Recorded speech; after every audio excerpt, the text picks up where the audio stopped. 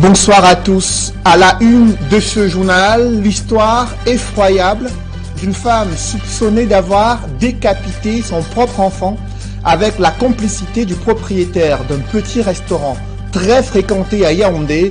Au lendemain de l'arrestation des deux principaux suspects, l'opinion publique est sous le choc. À suivre dans ce journal des révélations troublantes sur les pratiques obscures opérées dans ce restaurant de fortune qui est aujourd'hui au centre de cette affaire d'infanticide et de trafic d'organes humains. Sur le théâtre de la crise anglophone, des voix féminines s'élèvent pour plaider en faveur d'une rentrée scolaire dans la paix et la sécurité. Une manifestation pacifique des femmes à Boya qui a fait le tour du monde. On en parlera dans ce journal.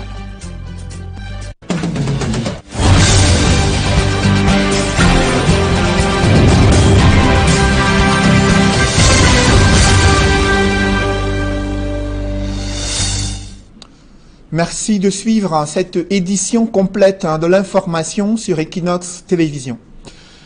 Un infanticide qui défraie la chronique et alimente les conversations depuis quelques jours. L'histoire rocambolesque met en scène une femme soupçonnée d'avoir décapité son propre enfant avec la présumée complicité du propriétaire d'un petit restaurant très fréquenté à Yaoundé. Au lendemain de l'arrestation des deux principaux suspects, des langues se délient. Les populations, riverains et clients de ce restaurant sont choqués. Pourtant, ils appréciaient bien la viande qui était servie dans ce restaurant aujourd'hui au centre de cette affaire d'infanticide et de soupçons de trafic d'organes humains. C'est un reportage signé Emmanuel Diop et Marcelin Gansop.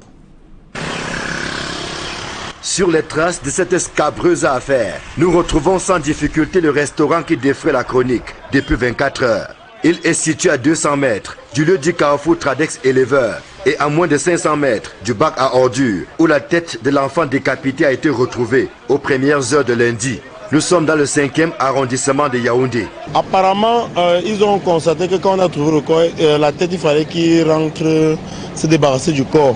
Et le corps était entre les toilettes et le mur en bois. Ils ont rentré voulant incendier la maison.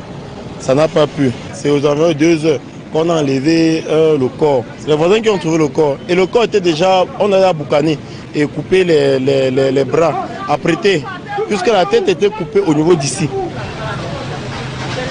C'est ici, derrière la maison abritant le restaurant, dans un angle isolé et à proximité des toilettes, que les restes de l'enfant décapité ont été découverts. Interrogée par les habitants du quartier, la génitrice de la victime va d'abord nier les faits, avant finalement de passer aux aveux sous la pression populaire, laissant sans voix les habitants du quartier. Quand on a levé le corps aux environs de 2 heures, le lendemain ils sont revenus, le lendemain de mardi, continuent à faire le ménage, donc ils vont continuer à préparer et vendre aux gens. Les rumeurs pourraient dire que c'est eux qui savent ce qu'ils ont fait. Il y a certains voisins qui ont dit que mais nous on remarque bien la tête de l'enfant là, ce n'est pas la tête de l'enfant de la femme si. Elle dit que son enfant est à Douala. On lui a donné le téléphone d'appeler sa soeur à Douala, là où l'enfant se trouve. Elle a pris le téléphone, elle a commencé à parler en bassa. Apparemment que si on demande que l'enfant est là-bas, on dit oui. Il y a certains gens que non, elle est en train de dire autre chose. On a arraché le téléphone, on a dit que là vous êtes en train de la supporter là, il y a une tête ici là qu'on a trouvé, ça doit être son enfant. Et donc on a commencé à crier au téléphone. C'est là où maintenant on s'est mis à commencer à la battre. On est venu ici arrêter le bienfait. Voici la présumée meurtrière, Dame Gobaya Jeanne. Elle et son patron, de nationalité nigériane, n'ont eu la vie sauve que grâce à l'intervention des forces de l'ordre. Il a fui sur le long sien. Il y a une route qui sort de l'autre côté là pour aller sortir vers Éleveur. Donc il y a les gars ici qu'on appelle les gardeurs du quartier, les free boys. C'est eux qui l'ont interpellé. Ils l'ont interpellé de l'autre côté, là ils ont commencé à le massacrer. Et puis d'autres de la population sont venus et puis ils ont demandé à ce qu'on le laisse. Quand la police est venue, on l'a extirpé. Donc apparemment ils se connaissaient depuis. Ce n'est pas aujourd'hui, donc ce n'était qu'une mise en scène qui a été faite, d'après ce qu'on a vu. Le restaurant en question porte un nom qui ferait plaisir à plus d'un. Et pourtant, il est devenu la risée de tout le quartier depuis la découverte macabre de lundi. Il y avait les soupçons, pas soupçons en tant que c'était un corps humain, mais la qualité de la viande laissait quand même à désirer. Bon, c'est maintenant avec ce qui s'est passé, quand tu refais un feedback, tu te rends compte des genres de viande que tu mangeais. Il y avait même les gens qui venaient manger ici, là, les Nyelembere, ils viennent manger ici, là. On s'alignait seulement. Tu es derrière ton frère, tu dis que pardon, fini, tu me donnes le plat. Parfois, les autres amènent leur plat eux-mêmes parce que c'est vraiment sucré. Quand on mange ça, on a le goût. On revient demain. On appelle même au téléphone que c'est déjà prêt, il dit que c'est prêt, on vient manger. Les derniers développements ont fait perdre l'appétit à plus d'un. Parmi les clients réguliers, Pascal Boyomo, qui venait de se lier d'amitié avec le tenancier de ce restaurant. Il est dépassé par les événements en apprenant que celui avec qui il marchait serait impliqué dans une affaire de trafic d'organes humains. Donc on se posait des questions que comment fait-il pour avoir de profit? Parce que vous ne pouvez pas vendre, donner des gros morceaux de viande aux gens, vous donnez une boule de couscous qui est comme je sais pas, et vous remplissez une assiette de sauce, et puis ça vous dit que vous faites des profits à 500 francs. Vous payez un loyer, il a 2 employés qui payent. Donc franchement, nous on se posait des questions, on se disait que c'était pour un début, mais là ça faisait il y a plus de 6 mois qu'il était là, et ça ne faisait que continuer. Et la viande, bon, c'est vrai qu'on n'avait jamais compris quelles étaient les parties de viande que nous mangions. Et il proposait même habituellement quand tu te retrouves du côté des Mimboman. Il a sa soeur là-bas qui vend aussi la nourriture. Si tu es du côté là, tu veux manger, c'est la même. Il proposait, il disait que c'est la même viande, la nourriture, c'est la même qualité. Donc ça veut dire que forcément même du côté là, il y avait aussi le même problème. De quoi donner la nausée à ceux qui ont régulièrement mangé du héros dans ces restaurants et qui n'ouvrent les yeux que maintenant devant la triste réalité. On ne prépare pas d'autre chose si ce n'est que le héros. Je crois bien qu'on mélange ça avec la peau du bœuf parce que quand tu manges ça sent la peau du bœuf. Tu crois que peut-être c'est la chair du bœuf qu'on a mis dedans. Une casserole et 2 petites marmites et une marmite de piment. On a versé tout ça ici là, dehors. Ça a passé la nuit, même le chien n'a pas pu manger. Il faut comprendre que c'est très très dangereux. Désormais entre les mains de la division régionale de la police judiciaire, Ngobaya Jeanne et le propriétaire du restaurant attendent d'être fixés sur leur sort. Les fins limiers de la police doivent percer tous les mystères de l'histoire. Question de savoir s'il s'agit d'un acte isolé ou alors d'un vaste réseau de trafic d'organes humains dont les tentacules pourraient s'étendre dans toute la ville et même en dehors. Au quartier éleveur et ses environs, les populations qui réclament que justice soit faite ont perdu la voix après avoir perdu l'appétit. La présumée meurtrière Ngobaya Jeanne et son patron de nationalité nigériane sont entre les mains de la division régionale de la police judiciaire du centre. En attendant, c'est la stupéfaction ici au quartier éleveur. Une seule question taraude les esprits. Pourquoi en est-on arrivé là? Ici Emmanuel Job, Marcelin Gansop, Equinox Télévision. À quelques jours de la rentrée scolaire, les nouvelles modalités d'inscription des élèves s'avèrent plus compliquées que prévu. De nombreux parents continuent de se bousculer devant les bureaux administratifs de certains lycées. Situés à Douala, la complexité des procédures est pointée du doigt. C'est le constat que font nos reporters Mitterrand Dam et Isabelle Carole Zoupet. À quelques jours de la rentrée scolaire au Cameroun, s'inscrire dans les établissements publics relève d'un parcours de combattant pour les parents d'élèves. C'est le cas au lycée de Bépanda, situé dans le 5e arrondissement de la ville de Douala. Nous sommes là depuis hier par rapport à scruter les enfants. Hier, quand nous sommes arrivés, on nous a demandé d'aller d'abord à la banque. Après la banque, on nous a demandé de venir, c'était où une parfumerie pour payer ce dossier. Je suis arrivée hier là-bas, la dame m'a dit c'est fini, 12h30, c'était fini. C'est que je reviens aujourd'hui ce matin très tôt. Je suis arrivée très tôt ce matin, 5h45. Pour inscrire ma fille, et je me rends compte que l'inscription est tellement complexe. Complexe parce qu'il y a des indications formelles de l'établissement qui vous demandent d'abord d'aller à la banque et il y a un numéro de compte. Et à la banque, vous versez 29 000 francs. Et quand vous revenez au sein de l'établissement, et hors de l'établissement, il y a un cybercafé où vous êtes obligé de payer d'abord un dossier de l'élève. Et après ce dossier, vous devez verser de manière formelle 5 500 francs pour la tenue. C'est obligatoire. Et quand vous revenez ici, vous versez 7 500 francs et conditionné par le reçu qui vous est délivré par le cybercafé. Donc c'est extrêmement compliqué.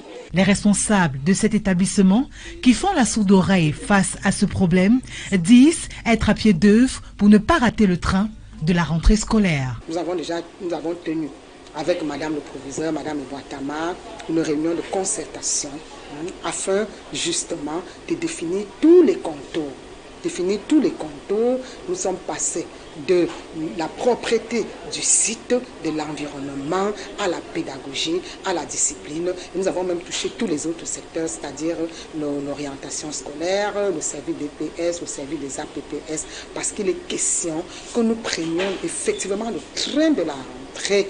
Malgré l'innovation apportée par le ministre des Enseignements secondaires quant au paiement des frais de scolarité par voie électronique, le processus d'inscription dans les établissements publics demeure un véritable casse-tête. Je vous le disais en titre, des voix féminines s'élèvent sur le théâtre de la crise anglophone pour plaider en faveur d'une rentrée scolaire dans la paix et la sécurité. C'est en tout cas le message qu'elles ont tenu à faire passer lors d'une manifestation qui s'est déroulée en plein centre-ville à Buea, dans la région du sud-ouest. Ces femmes munies d'arbres de la paix et des messages pour dénoncer les désastres socio-économiques causés par ces conflits armés décriés dans les régions du nord-ouest et du sud-ouest et qui impactent depuis quelques années déjà sur le système éducatif dans cette partie du Cameroun. Parlons à présent de la route nationale numéro 5. Elle est en piteux état. En cette période de fin de vacances, des voyageurs vivent un véritable calvaire. Jacques Mollon et Flavien Dongo. Reportage.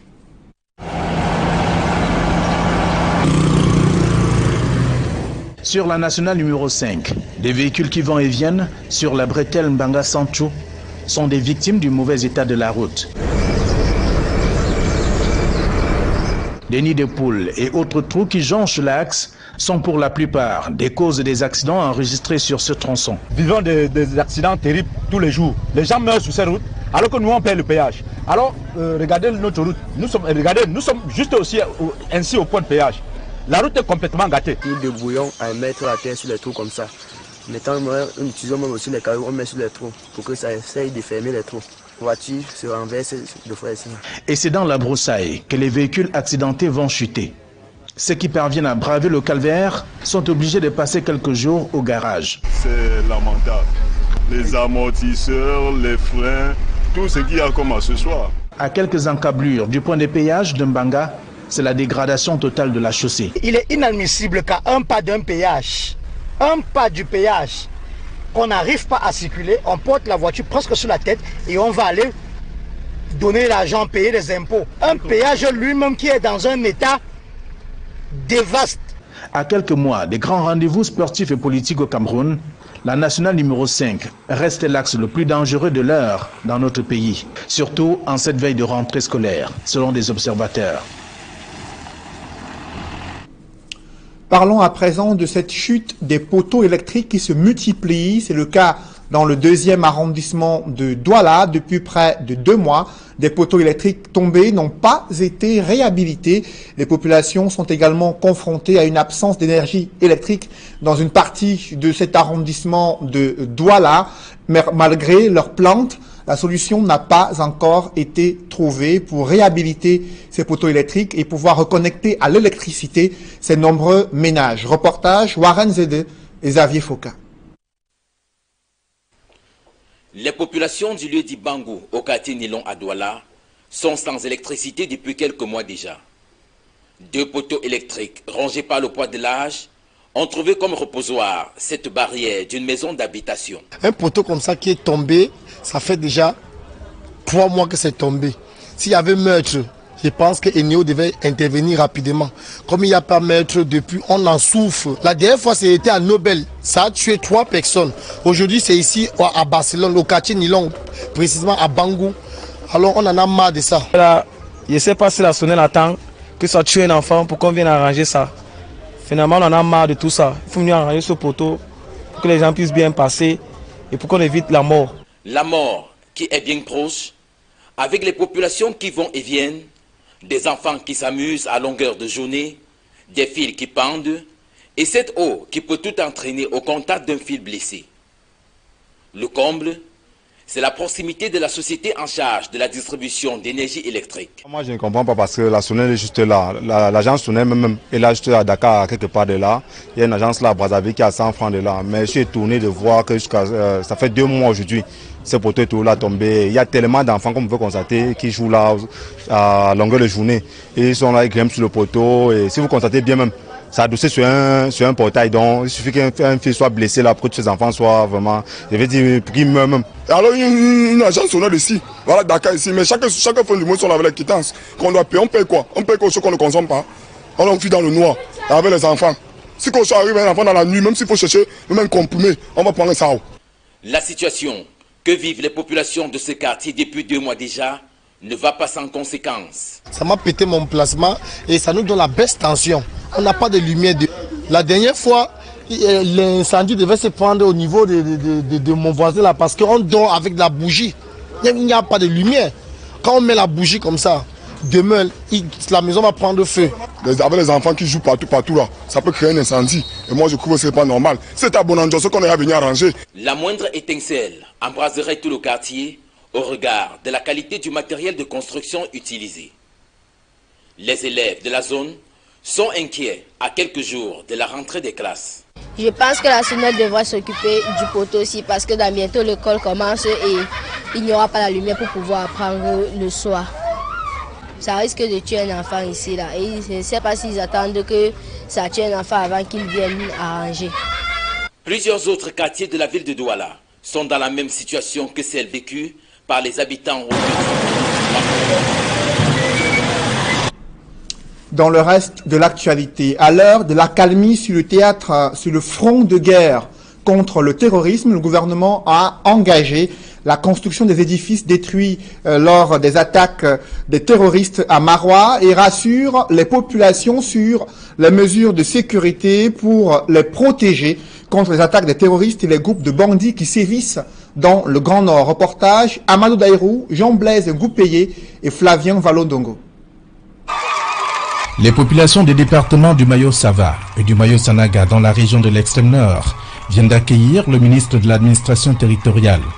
L'émissaire du chef de l'État dans cette partie du pays qui sort progressivement des griffes de Boko Haram est allé booster le moral des habitants qui ont foulé le pire. Ça nous va tout droit au cœur et vous avez suivi les mots du représentant de la population, ça ne demande pas ce que j'ai dit. Donc vraiment c'est avec une certaine émotion que nous réagissons à une seule situation, mais nous sommes très contents. À l'hôpital des districts de santé de Kolofata, comme ailleurs, le ministre Atangandi n'est pas allé les mains vides. On n'a jamais eu de visite pareille. Le gouverneur venait, notre délégué de la santé publique venait. Je ne sais comment vous remercier. Avec le don que vous avez laissé, les 1 600 000 pour donner au personnel de santé de l'hôpital du district de Kolofata, les 30 matelas et les 25 couvertures. Le nécessaire de couchage, les denrées alimentaires de première nécessité, associé à tout ceci, la construction des salles de classe et des formations sanitaires sont la conséquence des efforts des Camerounais, soucieux du devenir des populations qui sortent à peine de la guerre. Avec l'argent cotisé par les Camerounais, on a vu des bâtiments, on a vu les centres de santé, nous avons vu les encouragements aux agriculteurs, nous avons vu le soutien au comité de vigilance et tout le monde a trouvé son compte. Ça veut dire que les planteurs ou les agriculteurs qui ont eu des éleveurs, qui ont eu des champs détruits, ils ont eu de quoi reprendre les activités. Le patron de l'administration territoriale estime que les efforts menés dans le Grand Nord devrait servir d'exemple dans les régions anglophones. Puisqu'il y a une opération similaire pour les régions du nord-ouest et du sud-ouest, c'était nécessaire de venir voir comment ça a été géré, ça a été très bien géré dans la région de l'extrême nord.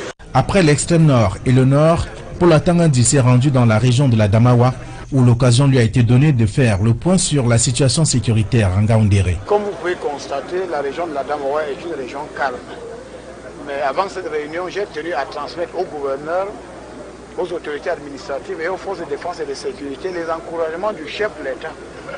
Ils ont pu neutraliser les gangs dangereux qui procédaient au kidnapping et qui demandaient des rançons. En cette veille de rentrée scolaire et particulièrement de la présidentielle du 7 octobre prochain, le renforcement des mesures de sécurité reste des mises pour le bon fonctionnement du processus électoral dans la Damawa. Le président de la République m'a aussi chargé de leur demander d'apporter leur encadrement à Elekam. Elekam qui est l'organe indépendant chargé d'organiser les élections. Dans les régions de l'extrême nord, du nord comme dans la Damawa, le ministre Tangandi a visité les camps des réfugiés et des déplacés et surtout a encouragé les reconvertis de Boko Haram. Pour la Tangandi, s'est aussi rendu sur les décombres du domicile du ministre Amadou Ali, incendié par des éléments de la secte islamiste Boko Haram. Parlons à présent de cet hommage rendu au célèbre industriel Kadji de Fotso. Il s'agit de Sa Majesté Sikam Api V, roi des Bana, qui a effectué le déplacement de Douala pour reconforter la famille de Kadji de Fotso, dûment éprouvée, mais aussi inviter les membres de sa communauté à pouvoir justement poursuivre l'œuvre de Kadji de Fotso. Reportage Warren Zede et Sylvestre Zangaou.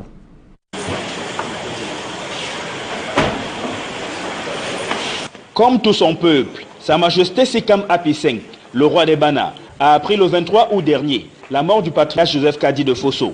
Le monarque a donc entrepris de faire le voyage de Douala, où il s'est rendu au domicile du défunt pour apporter son réconfort à la famille durement éprouvée. J'ai jugé opportun de venir avec la famille faire le deuil, nous consoler mutuellement.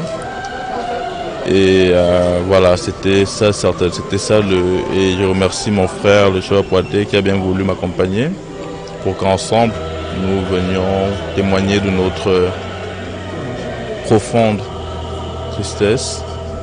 Le peuple Bana est touché. C'est notre capitaine, c'est notre Baoba qui s'en va. Vous pouvez imaginer la douleur qui nous habite. Et c'était légitime que je vienne l'exprimer à l'endroit des enfants, à l'endroit de son épouse et à l'endroit de tous les Bana du Vouri. Le roi des Bana affirme que la disparition de Joseph Kadji de Fosso est une grosse perte pour ce peuple du département du Onkam en particulier et pour le Cameroun en général, lui qui était l'un des piliers de l'économie du pays. Il représentait beaucoup. C'est à travers lui qu'on connaissait que Bana existe. Je me souviens à une certaine époque, j'ai voyagé pour Yaoundé, j'ai été interpellé par un contrôle de police. J'avais du mal à me représenter. Il a fallu que je dise que je suis le chef de Kadji, pour que le policier dise ah, le chef Bana, le chef de Kadji. Ben voilà, donc il était pour Bana beaucoup, il incarnait Bana. Bana, c'était lui. Le message de Sa Majesté Sikam Api V au peuple Bana est donc clair. C'est de dire faisons le deuil, portons dignement le deuil, soyons fiers du parcours qui est le sien. C'est un riche héritage qu'il nous laisse. Maintenant, à nous, à commencer par ses enfants et ensuite à tout le peuple Bana, d'être fiers de cet héritage et de faire ce qu'il faut faire dans l'amour, dans l'unité, dans l'entente parfaite pour que cet héritage-là ne se perde pas. Il a fait son temps, il a fait, et il peut le dire fièrement, il a fait ce qu'il a pu.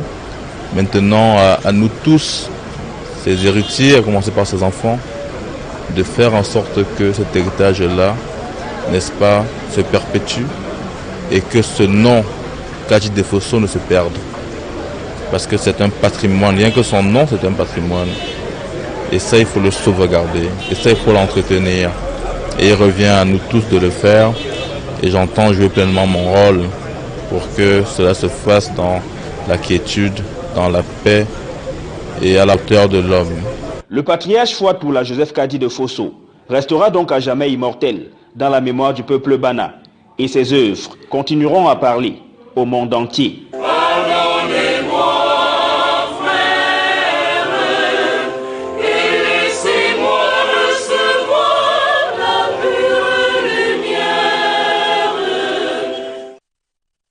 Les préparatifs du Ngwon 2018 s'accélèrent et pour cette nouvelle édition, le Festival des Arts et de la Culture du Peuple Bamoun met l'accent sur la promotion de l'entrepreneuriat féminin. À cette occasion, des journées réseautage ont été organisées à Fumban. Reportage. C'est la crème féminine Bamoun qui s'est retrouvée au centre Mantoum à Fumban à l'occasion de cette deuxième journée de réseautage. Partager, écouter et comprendre, la femme Bamoun s'est mis plein la tête aux côtés de ses pairs venus de différentes régions du Cameroun et même de la diaspora. Promotrice de l'établissement Espace Tissage Plus, qui fait dans le tissage manuel. Plus pratiquement en Bamoun, nous appelons le tchéal. Beaucoup de nos femmes sont bien habillées en ce que je fais, donc habillées de mes produits. Et comme nous parlons Ngwan, c'est pour cela qu'aujourd'hui nous allons plutôt parler d'un tchéa, qui est un tissu qui honore la fête de Ngwan. La femme Bamoun joue encore le rôle de la femme au foyer et beaucoup d'hommes. Mais sinon, la plupart commencent à comprendre que la femme qui peut entreprendre, la femme qui peut se battre par elle-même, la femme qui peut courir au rythme de la société, peut elle-même aider même son époux dans son foyer. Au-delà de sa beauté et de sa forme reconnue d'unanimité publique, l'élite et l'ensemble des forces vives Bamoun sont formelles. La femme Bamoun est plus que jamais appelée à se chercher une place de notoriété dans l'espace socio-économique actuel. Moderniser et encourager la femme Bamoun qui est sombrée dans son mutisme et son silence. Aujourd'hui, on l'a fait savoir cette femme Bamoun qu'elle est rayonnante et qu'elle est capable. Elle vaut ce qu'elle est. Et nous voulons, comme ça, à tous les rangs, que ce soit la commerçante, la culturière, la cultivatrice, ou bien celle qui fait dans n'importe quel métier, les métiers domestiques, les promouvoir parce qu'on est quelqu'un, parce qu'on sait ce qu'on fait et on fait bien ce qu'on fait. Cette deuxième journée de réseautage, après celle de Douala le 28 juillet dernier, est préparatoire au carnaval de la femme Bamoun, prévu le 6 décembre prochain et dont les différentes antennes régionales d'organisation ont été présentées à Fumban. On a mis les choses en fonction de Fumban pour progressivement amener la femme Bamoun à aller de l'avant. Et là, nous sommes très contents de ce qui s'est passé. Elles ont adhéré, elles sont contentes. Voilà. Le niveau préparatif pour le festival, pour le carnaval, il est bon? Très bon. On peut faire le carnaval dès demain. Les femmes sont prêtes. Elles sont prêtes. Elles veulent même déjà que le 6 décembre arrive. Elles ont déjà apprêté leur tenue, leur coiffure, leur parure. Tout est déjà prêt. Ils sont prêts. Le carnaval de la femme Bamoun, une idée du sultan roi de ce peuple mythique, est une vitrine pour la femme Bamoun. C'est l'innovation de la 547e édition du Ngwan, le festival du peuple Bamoun, prévu du 2 au 9 décembre prochain, sous le signe du ressourcement culturel et de l'affermissement du vivre ensemble.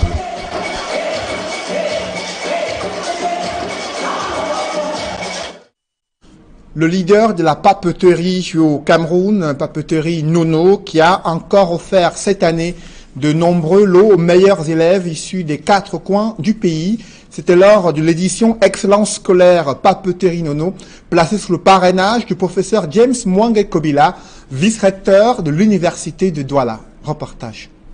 La 11e édition de l'Excellence scolaire Papeterie Nono a été un succès total, avec pour la première fois comme parrain un professeur. Le vice-recteur de l'université de Douala, le professeur James Mwange Kobila, qui a donné une leçon inaugurale de 45 minutes à l'explanade du complexe commercial Papeterie Nono, entouré des 3 majors des éditions précédentes. Je mesure l'insigne honneur qui m'échoit de prendre la parole en qualité de parrain à l'occasion de cette 11e édition de l'excellence scolaire Papeterie Nono. Pour cette 11e édition, plus de 800 dossiers ont été déposés et 100 élèves ont été retenus par le jury. Après 72 heures de chaude délibération, le jury, composé de 8 enseignants chevronnés, issus de tous les ordres d'enseignement et de 12 sous-systèmes éducatifs, a donc rendu sa copie. Le major de cette 11e édition, Metinding Kombu Aron, a obtenu son baccalauréat C avec la mention excellent.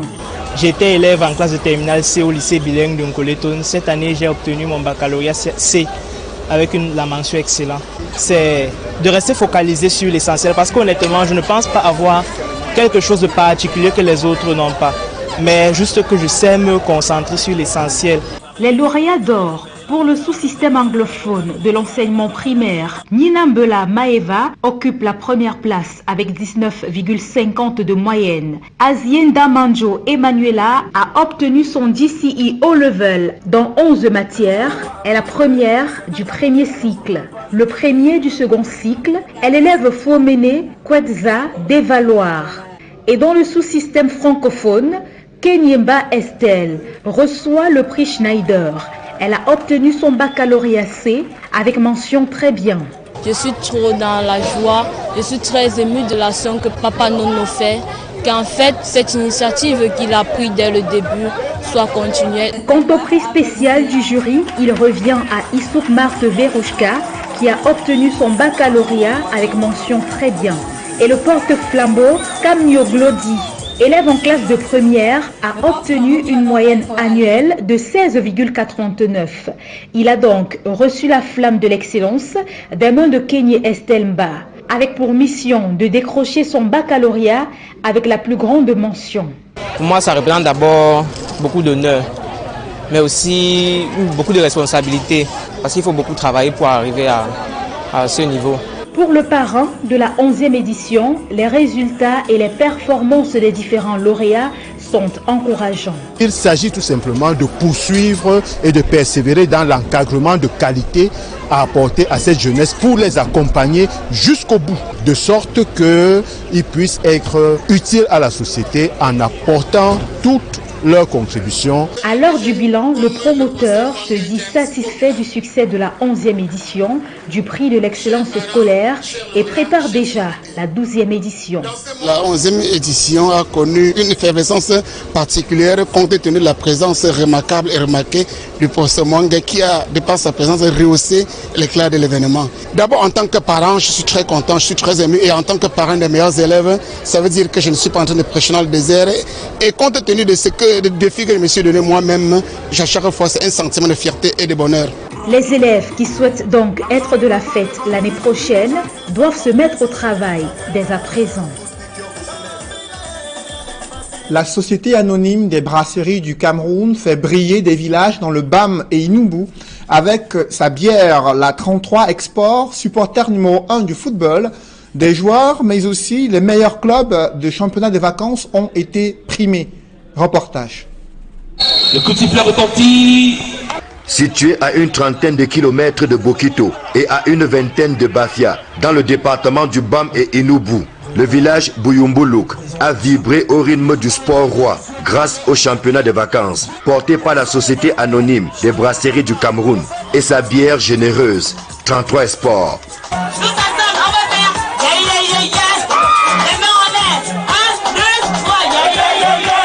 La finale opposant Ekolo 1 à Bichagat FC a été un régal pour le public venu massivement célébrer les valeurs de performance et d'excellence chères à la Société anonyme des brasseries du Cameroun.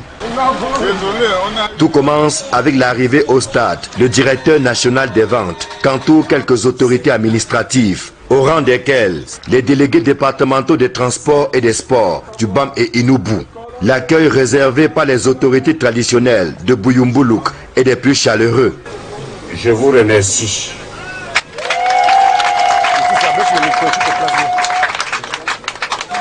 Après les mots de bienvenue qui traduisent l'hospitalité légendaire des filles et fils de cette chefferie de 3e degré, place au jeu des acteurs.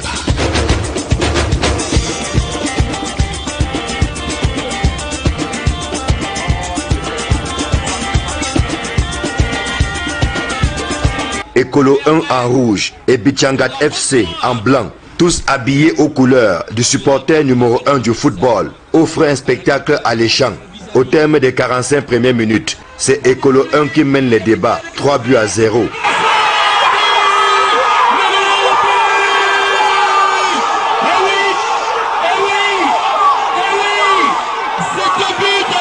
La pause permet à Abidjan-4 FC de se requinquer au point d'inscrire 2 buts en seconde période pour un score final de 3-2 au profit de Ekolo 1 qui s'adjuge le magnifique trophée mis en jeu par la Société anonyme des brasseries du Cameroun. 1, 2, 3, mesdames et messieurs, voici Boulougou 2018.